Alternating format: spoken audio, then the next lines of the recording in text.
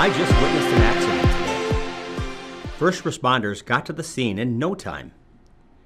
Even though the accident didn't seem so bad, you may have wondered why the fire engine is on the scene of a minor traffic accident.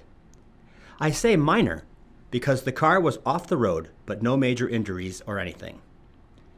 So why is the fire engine there? The engine places itself in between the accident victims and the traffic. This is to offer both protection and privacy for those in distress.